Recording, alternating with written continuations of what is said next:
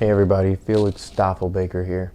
I wanted to make a video because what if you kept in mind that the end goal was always this rollout, always to pick EOS, but to go about it in such a way that made it super sellable and organic and under the radar to 99.9% of people.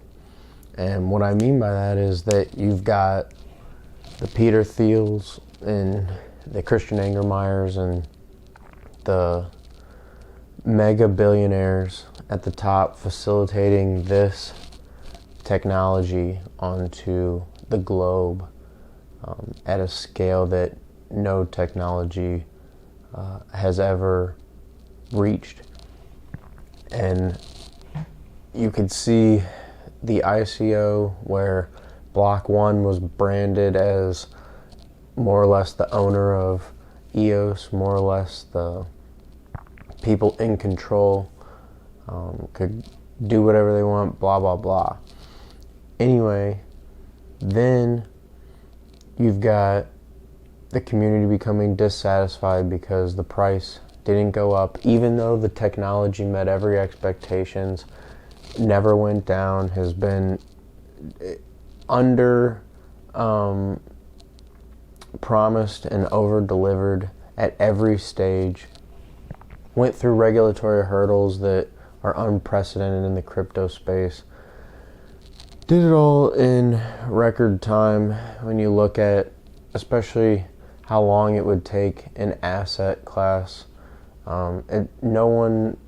I'm pretty sure like no one in our lifetime has, or potentially no one who's alive, has seen a new asset be created until Bitcoin.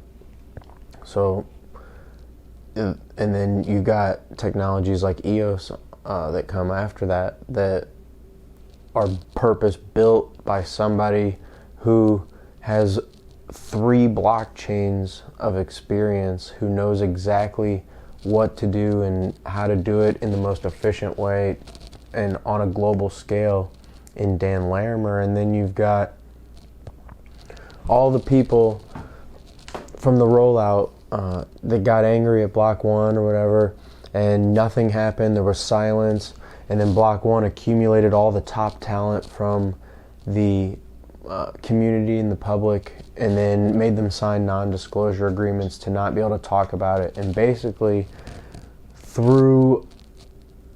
this is like just a proven method because we saw it happen, but basically they just locked everything down, went dark to the public while still maintaining updates to the network and working on things like Bullish and Voice and other applications that Block One has in the pipeline that are going to be setting them just so far ahead of every other crypto team. They'll have tentacles like an octopus of mega successful applications in all sectors and industries, while up-and-coming companies will be struggling just to break through one particular niche to try to become a household name type of thing. But then you've got that level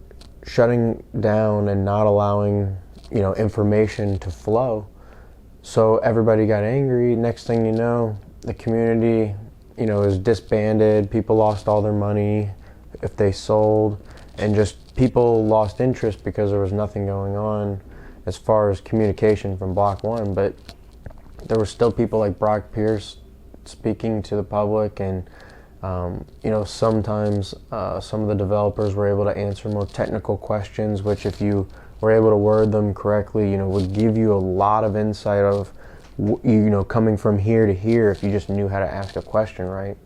And then you had that group very upset, and Block One brought in or let go of all those people. People started quitting Block One, and basically severed the ties, starting with Dan Larimer leaving, and I made videos about did you buy the Larimer leave when Dan left Block 1, and how even Brendan put out tweets, oh, I didn't know he was going to do this, it's so sudden, now I have to change my whole strategy, and here we're moving forward. It's like, no, that didn't actually happen. These guys literally said, you're going to say that, and then we're going to act like you left without. But dude, and then they even said they're still friends. It's like, dude, these people are all working on this grand stage, doing this grand performance, and it's fine, it's great, but just recognize that that's what it is.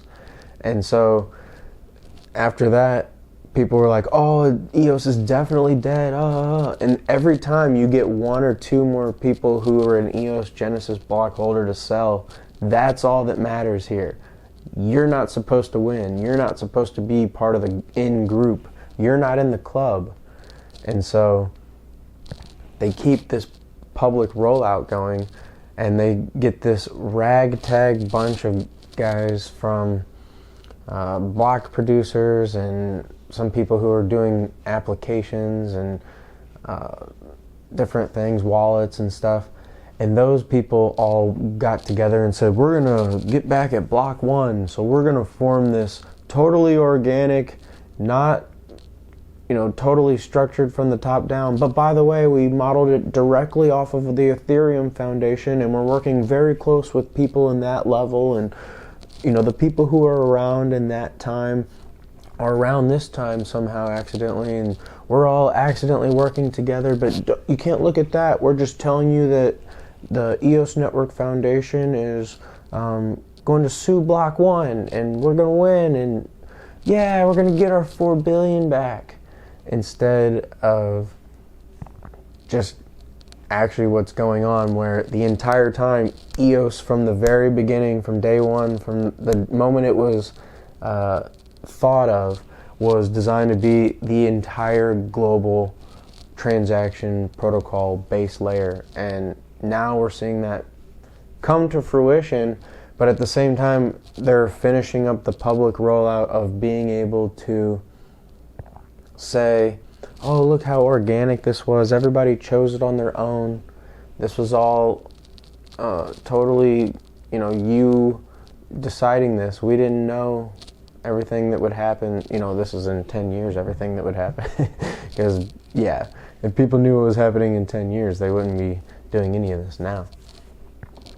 So then you've got the public rollout continuing, where now all these people are heading it up in the EOS Network Foundation, and you're gonna see them have this major push. And even though, if you look geopolitically, economically, all the stars are aligning, regardless of what the EOS Network Foundation is doing, for EOS to take center stage and to come onto the scene in a major way. We heard the World Economic Forum say that every transaction will be tracked, and that a blockchain system is coming.